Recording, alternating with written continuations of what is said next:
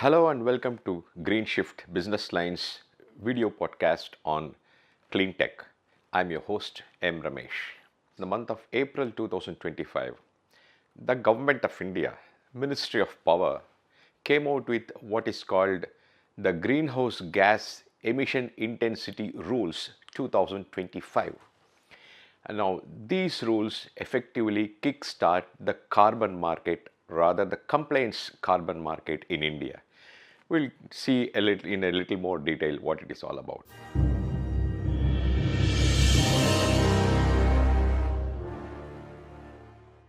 These rules have been announced for 4 sectors: aluminium, chloro-alkali, paper and cement. What the government has done really is to fix greenhouse gas emission intensity targets that various units of companies in these sectors must meet in the years 2025-26 and 2026-27. It must be understood clearly that these emission intensity targets, that is greenhouse gas emission intensity targets, are for individual units or factories of companies engaged in these 4 sectors. They are not at the company level but at the unit level. Take for example Ambuja Cement. Now Ambuja Cement may have several plants, maybe 5 or 6 plants across the country. Now these emission targets have been fixed for each unit, and each unit will have to meet the emission intensity target for the years 2025-26 and for 2026-27. If a unit is not able to meet this target, no problem.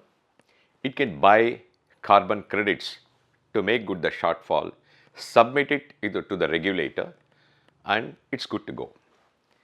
If a company overachieves, what I mean by that is, if for example, let's take an arbitrary number.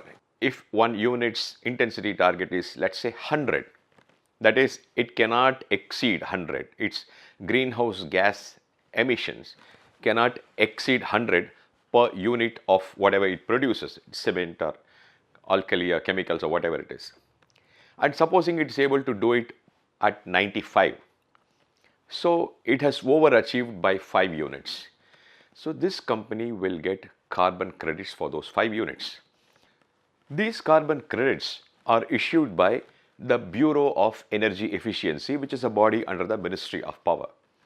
So this company that has overachieved earns carbon credits, which it can sell in the market, that's the carbon market, to a company that has not been able to meet its greenhouse gas emission intensity targets. So you have a market, you have a supplier and you have a buyer and you have a market.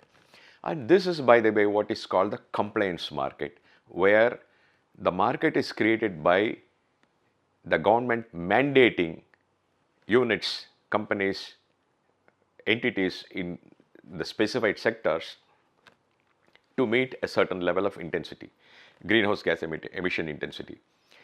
This is also called cap and trade method, which means there is a cap or a limit, and then trading happens because of companies meeting that limit or not meeting that limit. Of course, if a company is not able to meet the emission intensity targets and also does not buy carbon credits from the market and submit it to the regulator, Bureau of Energy Efficiency, it will be penalized. But that's another matter. Broadly, the carbon market is divided into 2 categories. One is the compliance market and the other is the voluntary market. The compliance market, as we just discussed, is driven by mandated requirements. There is another market which is called the voluntary market. In this market, companies, entities, individuals also, who want to do good by the environment, who have committed themselves to certain level of emission intensity, or for that matter net zero by a certain year, they buy these carbon credits in case they are not able to do emission reductions or emission balancing at their corporate or unit level. What I mean by this is, if let's say take a company like Infosys, Shell or Tata Motors, any company, If this company has committed itself to, let's say, net zero, that is, it does not put out any more greenhouse gas into the atmosphere than it can absorb back, then this company, if it is not able to do it at its own factory premises or at units or in the activities of its business, it can still buy carbon credits from the market and then keep its promise. These carbon credits are called carbon offsets. So in the compliance market, you follow the cap and trade mechanism. In the voluntary market, you follow the carbon offsets mechanism. The voluntary market is already up and running, but it is, as you can imagine, not a very big market because it comprises players who have voluntarily committed themselves to doing something good by the environment. But when the compliance market comes, that is when the real fun begins. And what the government has done by bringing this greenhouse gas emission intensity targets for these 2 years is to kickstart the compliance market, where the companies, the entities that have overachieved will be sellers of carbon credits, and the companies that have not been able to achieve will be the buyers, and you will have a market.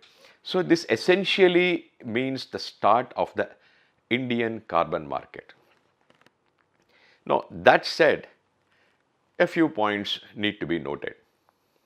First, the greenhouse gas emission intensity targets, it should be understood, have been set for only 4 industries for now.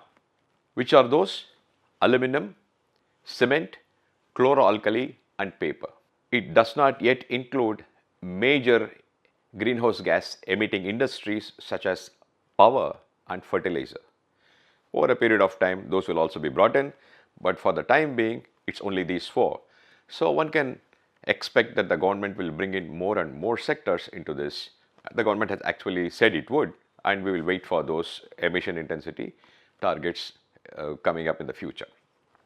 That's point number 1.